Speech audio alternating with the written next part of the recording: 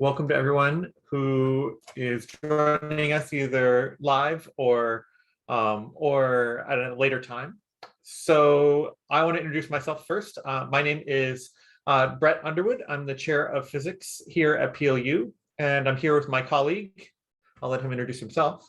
Hi, my name is Bogo Gerganov, and I am the director of the dual degree engineering program. And today we are happy to talk to you about the PLU dual degree engineering program. So this is a really exciting program that we have at PLU, and it's a particularly special and unique program. And so we're happy to talk about some of the details of that program today, and get into some of the interesting parts of why it's successful here at PLU. So what is the dual degree engineering program? So for the dual degree engineering program, as the name suggests, you get 2 degrees, which is pretty awesome.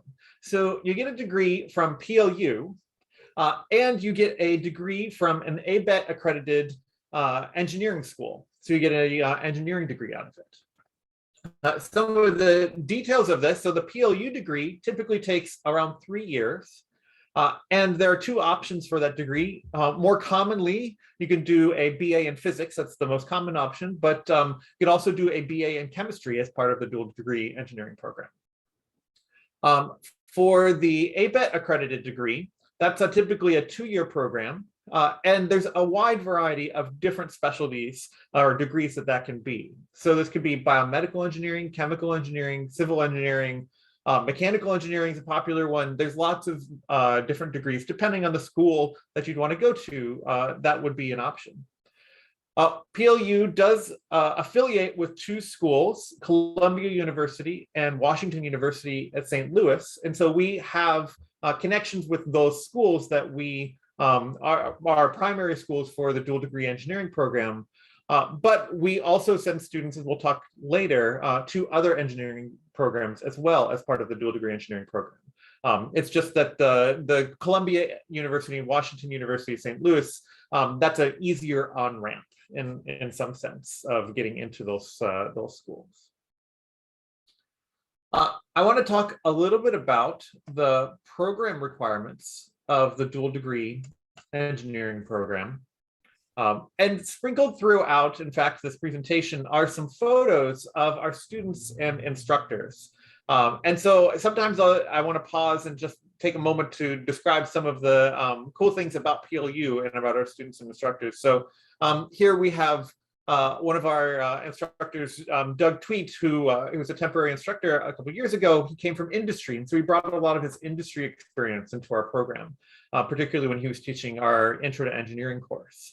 And really updated that with 3D printing. And then the person who's just gesticulating wildly is one of our senior physics students. And they were talking about something in lab.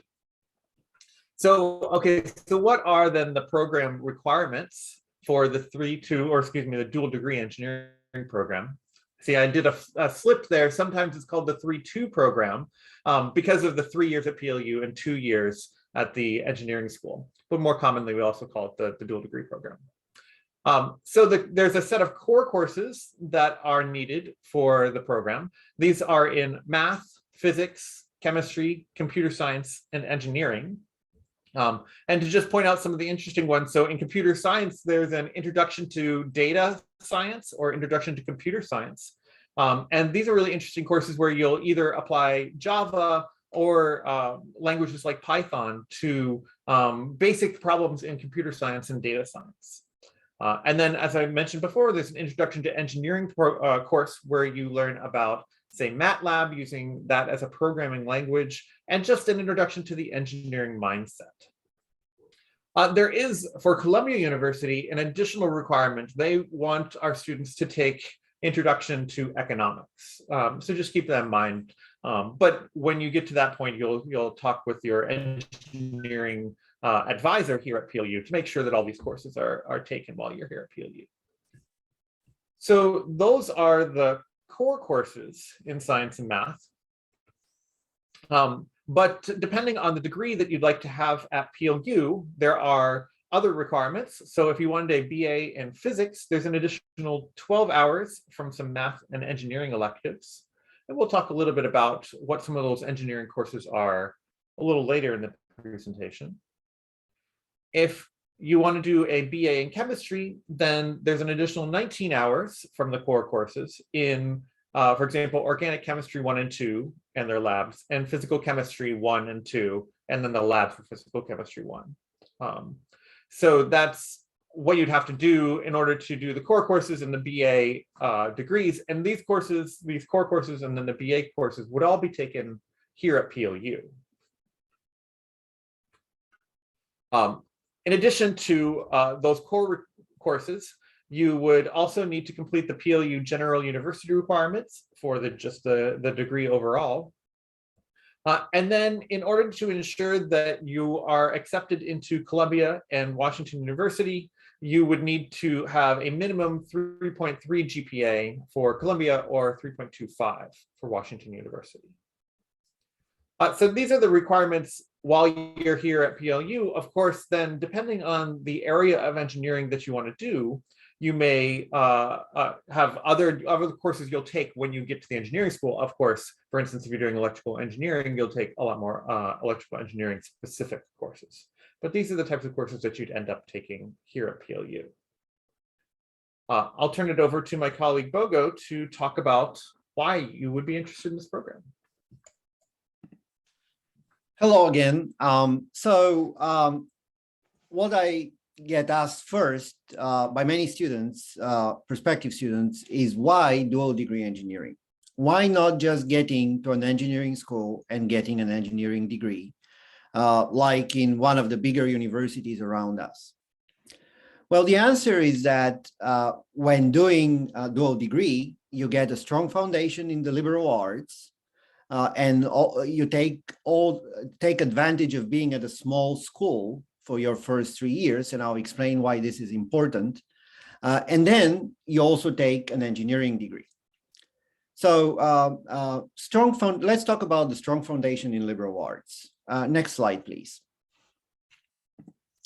So strong foundation in liberal arts cultivates critical thinking and communication skills in ways which are not necessarily technical, like, for instance, taking courses in writing, literature, philosophy, religion here at PLU, ethics. And so that gets you to do critical thinking in a more verbal way and improves your communication skills. Students who have such critical thinking and communication skills are much more successful in securing top jobs because they interview better and for other reasons. And then once on the job, engineering with strong liberal arts background are much more likely to succeed in their jobs. They're better than their peers and are much more likely to rise to leadership positions. Now, this is not my saying. This is what our affiliates, Columbia University and Washington University, are telling us. And that's what they hear from their own, from the companies that they're affiliated with, from their own graduates. Engineers with strong liberal arts background are better engineers. The future of engineering is, in fact, socially connected engineering, and dual degree engineering graduates are really much better at practicing it. So engineering with bettering of the humanity in mind. Next slide, please. So the summary of this is that students taking foundation classes at liberal arts institutions are much better prepared and much more likely to succeed in the upper level engineering courses. And Dr. Underwood will explain a little bit more about why that is. Thanks. Oh, actually, I wanted to go back to this page just because there's this fun picture on this slide. And so this is me breaking a cinder block, excuse me, on top of one of my colleagues. He might have been department chair at the time. And while he's laying on a bed of nails with another bed of nails on his chest. And so This is generally recommended only after you get to a certain point to do that to your department chair. This is not necessarily. Okay. Sorry, this is not necessarily to say what socially connected engineering is, although it might be. But the idea is to indeed be mindful of the human condition when you do certain things. And this is actually a safe thing to do. So as Bogo mentioned, I wanted to talk a little bit about why you would want to do this at PLU. Why would you be interested in a dual degree program at a place like PLU? And honestly, one of the important reasons is that we have small classes. So for example, in our intro classes, we have, I don't know, between 30 to 50 students in our intro classes. I don't know that we have, certainly in our intro general physics, we haven't had more than 50 students in that class for many, many, many years. I actually don't think we have had it in the time I've been here for 10 years. So these are the types of classes that you can be more successful in, because when you're in small classes, you can get to know the other students and you can get to know the instructors. In our upper division classes that you'd be taking, for instance, courses like engineering statics, engineering thermodynamics, even the intro to engineering course, there's maybe 10 to 15 students max in those courses. That's kind of what you're looking at. So absolutely, I know every student's name in my classes. And the nice thing about having small classes is that we spend time doing the physics and doing the engineering in the class. So we're doing problem solving. We're not spending our time lecturing. We don't need to spend that time lecturing because we can all work on things together. And so these pictures, for instance, are some examples of what that looks like in our classes. The one on the left is me when I'm teaching a class in mathematical physics. We're learning how to solve certain types of partial differential equations. And so a common thing for us to do is to get up at the whiteboards and talk it out. And so that's what we're doing. So everybody is actively engaged in the class. And then the picture on the right is a group of students who are working together and doing some manipulatives for our electricity and magnetism course to try and understand some of the concepts of electricity and magnetism in our upper level, our advanced electricity and magnetism courses. So our courses are very interactive. They're centered a lot around group work, but also centered around interaction with the instructor. And as I said, I know every student's name by the end, and that's kind of hard in a very large class where there might be, I don't know, 100, 200 people. Why also would you want to go to PLU? Well, as I mentioned, you get to actually know your professors and you get to do things with them.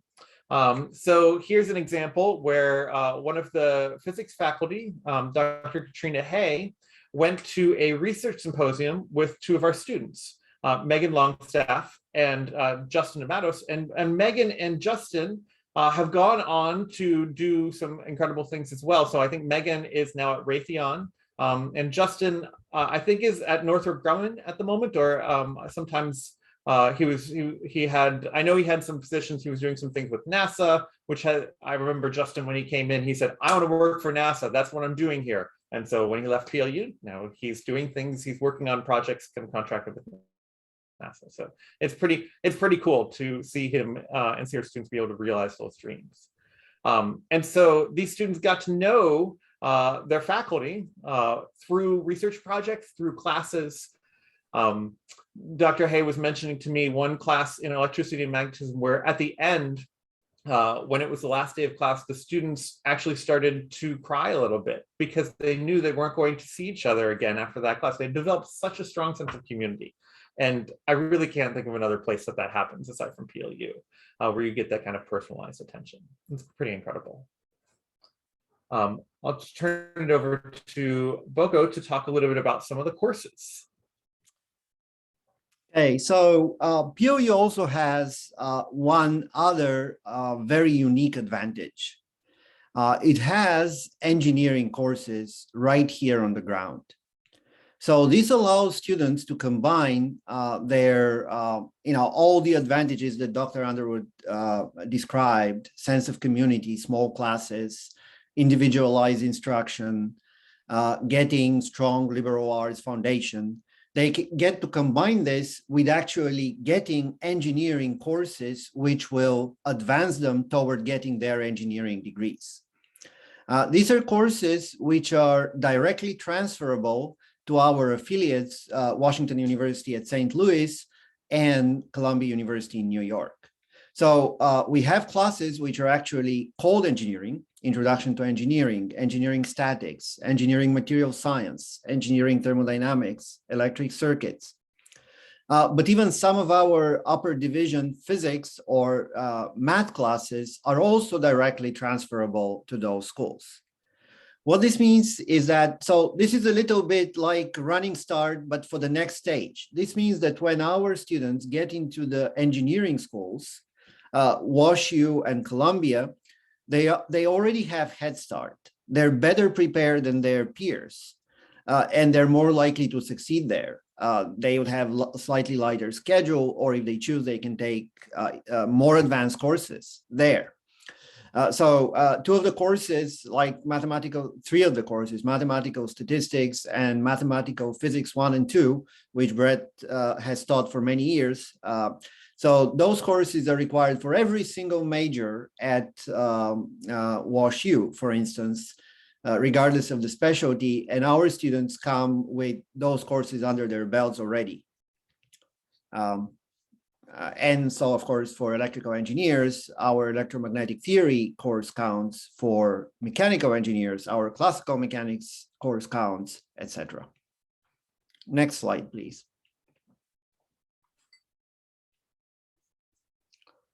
To summarize, why PLU? Well,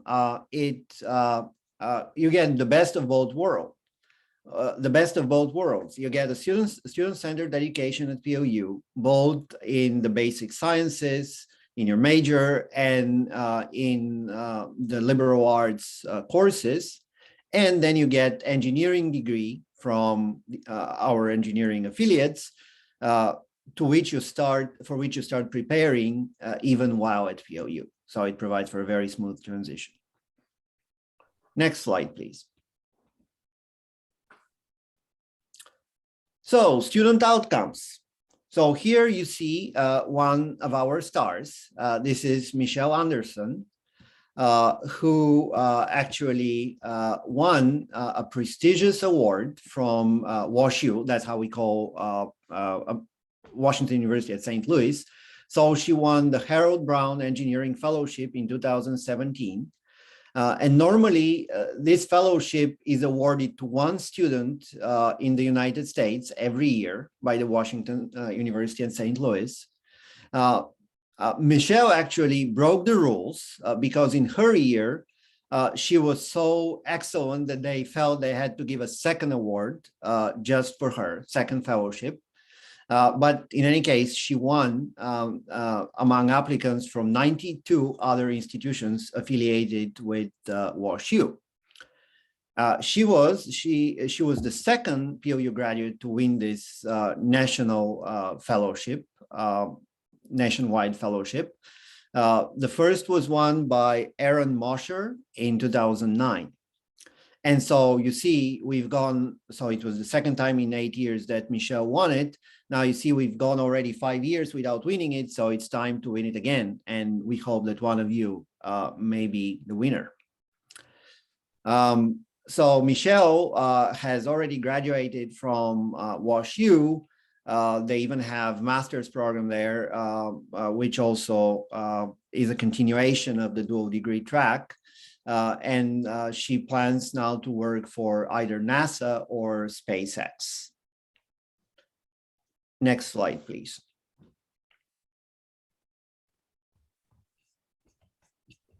So here are some numbers. So we have graduated approximately 40 students from the dual degree engineering program over the last 10 years. So it's on average between 4 and 6 a year that go to the engineering schools. And these are big numbers for a dual degree engineering program. Most liberal arts schools just send a few, maybe 1 or 2 students every other year at the most. So we send on average of 5 every year.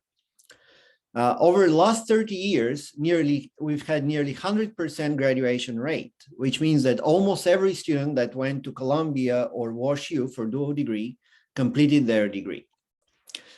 In fact, I'm only aware of one exception to this rule, a student who went to Columbia, but then had to return to PLU for personal reasons. In addition to Columbia and WashU, students are also accepted to other universities. In fact, any ABET-accredited school can work. And we've had students going to Washington State University, University of Hawaii at Manoa, Boise State University, Eastern Washington University, St. Martin's University, University of Southern California, not mentioned here, but Montana State University, and other schools. Those graduates, after completing their engineering degrees, have then gone on to work for Boeing, General Electric, US Army Corps of Engineers, to mention a few companies. Next slide, please.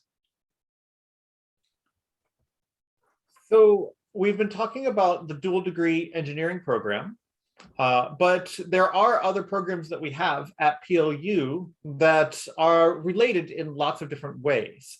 And so while the dual degree engineering program is exciting in itself, there are some other programs that I think we'll talk about in a second are relevant for lots of different reasons. So one is the BS in Applied Physics. And the BS in Applied Physics degree consists of a set of core courses and some elective courses. And I have these boxes here because it turns out that the core courses, pretty much all of it, or almost all of the chunk of the core courses, are already part of the dual degree program itself. There's a few other core courses, Mathematical Physics 2, which Bogo mentioned, for instance, is a course that you still have to take as part of your engineering degree. And so, but isn't generally an entrance requirement, but if you took it here, it would count. And that is another course that's required for the applied physics. So that's even still part of the dual degree or engineering program, as well as electricity and magnetism. And then there's a physics capstone course that's part of the core courses. Our physics capstone course, just to describe what that might look like, is an opportunity for students to, as they get to the end of their time at PLU, to think about, what am I going to do with this degree now? Now that I've taken these courses and I've thought about how to solve problems, for instance, in physics and in applied physics, and I have these skills, where do I go with this and how do I apply it in ways that I'm passionate about and that I'm interested in? And so in the capstone course, the students learn important data taking techniques and statistical techniques. They also learn about doing job searches. They do resume workshops. They look at internships. They do workshops where they figure out what their skills are. So that's part of the capstone course. And then in one semester, and say the first semester, and in the second semester of our capstone course currently, our students then develop their own investigation. And so this is an opportunity for them to take their interests, their passions, and apply them to an experiment or an investigation in capstone. So I'm thinking back to recent years. So some students who are interested, for instance, in basketball, so we've had students who are also athletes. They investigated some physics of basketballs and the statistical likelihood of making a shot with a regular hoop versus a carnival hoop, because the carnival hoops are actually oblong. They're ovals instead of circles. Or I'm thinking of another student who she had gained some computer science techniques and data techniques from the program. And so then she developed a capstone where she made a model of sand grains and how the sand grains interact with wind. And so she was able, in this computer program, in the computer model, to create a model of essentially waves in sand that she could then compare to observations that she would make on a beach. And so our students oftentimes take their passions and put them in these physics capstone courses. So they're really exciting. So those are the core courses in the BS in Applied Physics. And then there are a set of elective courses, which include the engineering labeled courses, engineering statics, engineering thermodynamics, and electric circuits, as well as courses like electromagnetic waves, classical mechanics, quantum mechanics, and physical chemistry, as well as some others that I didn't list here. There's several other elective courses that can count. And so the BS in applied physics is almost a engineering level course in that it has so many engineering courses and applied courses that are built into it. And it also has a lot of flexibility so that the student can mix and match courses that they're interested in. So why is this interesting or related to the dual degree program? Well, oftentimes a student will come to PLU interested in the dual degree program and want to go to a affiliate institution like Columbia or Washington University in St. Louis. They take their PLU courses, and I mean, maybe it's kind of embarrassing to say, but they realize that they actually want to stay at PLU. Like, they're having a great time. They're finding they're learning very well. And the goals that they had thought where they wanted to do the dual degree program, they feel like they're getting that at PLU. And so they really would just like a PLU degree, which has all of the applied elements of the dual degree program. And so this BS in applied physics is exactly that program for those students. So these are students who decide that they really just want to stay at PLU and get an applied physics degree. This is one of our most popular degrees in physics. And our students go on to a wide variety of different areas. So students end up in doing electric testing to going on to work for like Raytheon and other aerospace companies and high-tech companies and Boeing. And so this is a particularly popular program for students who are interested in the dual degree program. So that is the BS in applied physics. I don't have it listed here. We also have a BS in physics itself, where you essentially take every single course that's labeled physics in the physics program.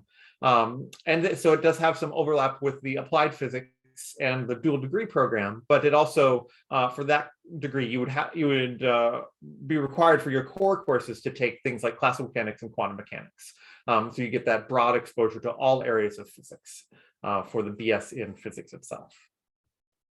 We also have a really new program, which we're excited about in the physics and engineering departments here. By the way, the engineering, so in case you're wondering why the physics is talking about engineering, so the engineering program here at PLU is housed in the physics department. And so all of these physics, or the engineering courses, are taught by the physics faculty, so we have a hands-on and kind of physics perspective on engineering. But we have this new program called the Engineering and Industry Minor. And it consists of several different pieces, some of which are directly related to engineering, as we've talked about, and then some other exciting and interesting elements. So there's an Introduction to Engineering course, which you've heard us talk about throughout this program and throughout the presentation today. There are engineering coursework electives, which consist of those courses that we've been mentioning: engineering statics, thermo, engineering material science, electrical circuits. There's the introductory physics sequence, which is required to have the basic physics content knowledge to do the engineering courses that one needs to do. And then there's a really interesting ethics policy and/or internship component to the engineering industry minor. And this is interesting because I think, as Boku was mentioning before, when it comes to doing engineering, what we find that employers of our graduates from PLU, and what the engineering schools tell us that they like about our students and why they're so excited about PLU's dual degree engineering program, is that our students don't just know how to do physics and engineering. They can do physics and engineering, absolutely, but they're also able to think about the ethics and policy implications. There's an interesting exercise to think about: what does an engineer end up doing most of the time during their day? And it's tempting to think that they're solving complex problems, but oftentimes they're really just working together with others and trying to think about ethics and policy issues and how to integrate engineering into those. So in recognition of that, this program includes courses that students can take in business, economics, philosophy, and history to give them that wide breadth of knowledge, which allows them to be extremely successful in the engineering world. Alternatively, a lot of our students like to do an internship as a way to apply their knowledge to their engineering discipline. And so it's possible to take an Engineering 495 internship course as well for the ethics and policy, because frankly, when you're on the job, again, that's what you're going to be doing as well as the engineering itself. You're going to be learning what that looks like in the real world, not just what it looks like in a classroom. I'm actually doing supervising it for physics, but I'm supervising an internship this coming semester, of a student who has an internship at NASA Langley, interestingly enough, and is creating a computer code for satellites and then for satellite avoidance. And so it's really interesting that this student is taking the knowledge that they've applied here at PLU and then applying it to projects that NASA Langley wants them to work on. That's really interesting. So the engineering industry minor is another interesting option if one gets to PLU intending to be in the dual degree program and finds that actually a chemistry major is what really excites me, but I'm also really interested in engineering. Well, the engineering industry minor is perfect for that. It couples directly with that. And so one can do chemistry or computer science, for instance. You can do computer science and engineering and industry minor and get the best of both of those types of programs, where you get that engineering background and the computer science background. And so that makes one really marketable with a lot of skills when leaving the program. So I hope we've been able to convince you that there's some exciting things happening at PLU with our dual degree engineering program. Okay, so the image was supposed to try and work in that we want to light your fire, I think. But if you haven't seen this demo on a demo like this on YouTube, there's a demonstration where you can fill a tube with natural gas, drill a bunch of holes in the top, light it on fire, and then drive it with sound waves. And you can even see on here, there's a wave of fire on the tube. And so I'm driving the fire with some various sound waves. So you can see the sound waves in flame. But we hope when we've lit your fire, in thinking about PLU, as corny as that sounds, for the dual degree engineering program, and why it might be interesting and why you might want to do it here at PLU. So with that, I'll end our presentation here and see if we have any questions for either of us about the dual degree program.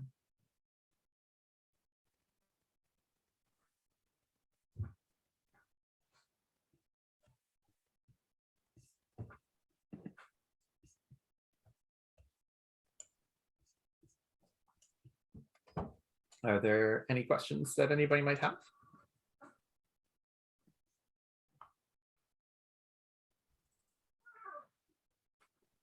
Something in a Q&A.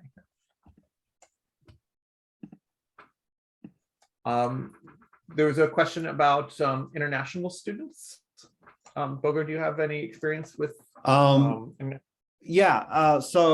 What exactly is the question? PLU does accept international students, and so they can then go on to our affiliate engineering schools just the same. In fact, we did have a really good international student just a couple of years ago. He was from China, and so he graduated from PLU. So he completed 3 years at PLU and then was accepted at both Columbia and WashU. And I remember the student always talking to me. He really wanted to go to Columbia. And so he would always talk to me and say, well, I can't really believe that it would be so easy to get to Columbia. Just, do 3.3 GPA and then get there. And in fact, he had a much higher GPA, close to 4. And he was, of course, accepted to Columbia. However, eventually he decided to go to WashU because WashU made them a better offer. So it is definitely possible for international students to go through this program.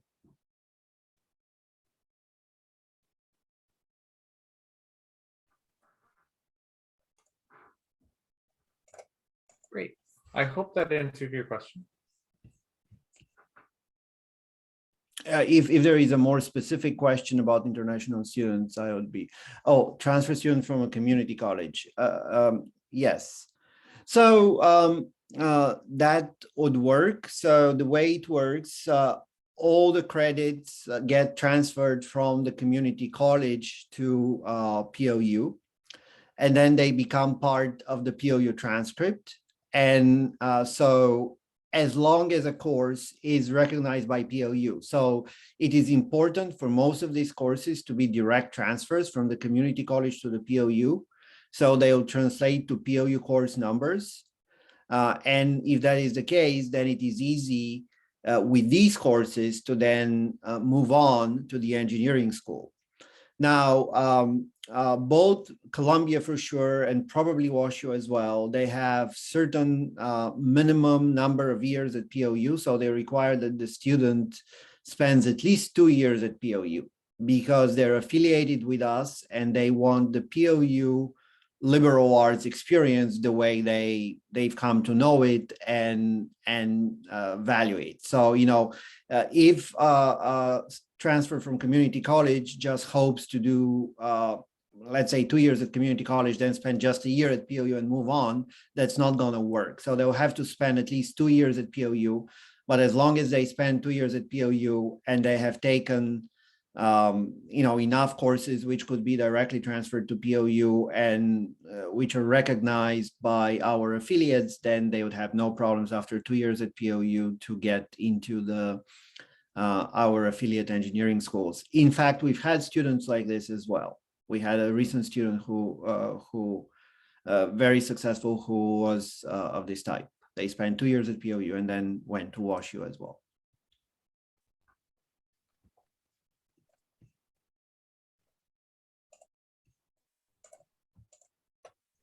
Great. I hope that answered your question as well. Do you have any other questions? Oh, here you go. There we go. Oh, great. Thank you for your questions. All right. So the question is, do we have to choose an engineering discipline for the dual degree? Or will I choose it when I transfer to the affiliate schools? No, you don't have to choose it at the time of applying to POU. But both Columbia and WashU require that you choose the engineering major, as they call it, or the engineering specialty when you apply to those schools. So in theory, a student can make up their mind a day before the application deadline. You know, so in their third year, when they apply to Columbia, let's say the day before they apply, they can make up their mind. Although usually it's a good idea to have, some, at least have some idea what exactly engineering one needs to do, so we can steer students better into through our curriculum what courses to take. Now, there are many courses which are general for all the engineers, and so, but then there are some more specific courses that, let's say, if you want to do mechanical engineering, it may be a good idea to take classical mechanics at POU to help your work at the affiliate school. And if you want to do electrical engineering, it is actually required to take electrical circuits at POU. So I would say it is good to have some idea, but these students are not required to commit to that choice until they apply to the engineering schools. Good question. Good question. Yeah.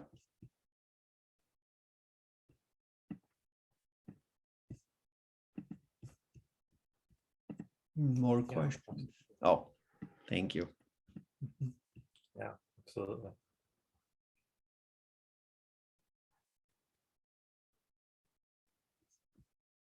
Good. Any other questions that come to mind?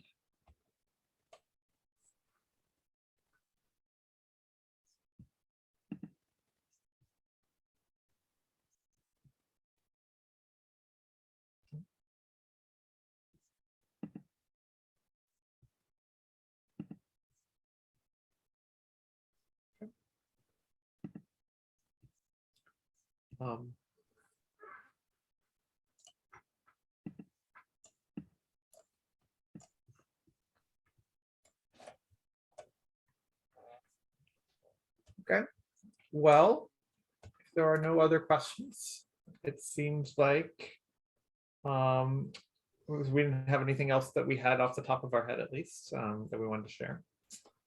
So thank you for coming. Thank you very much. And I hope we were able to answer questions, and I hope to see you at PLU. Thank you all for attending, and we really hope to see you at PLU.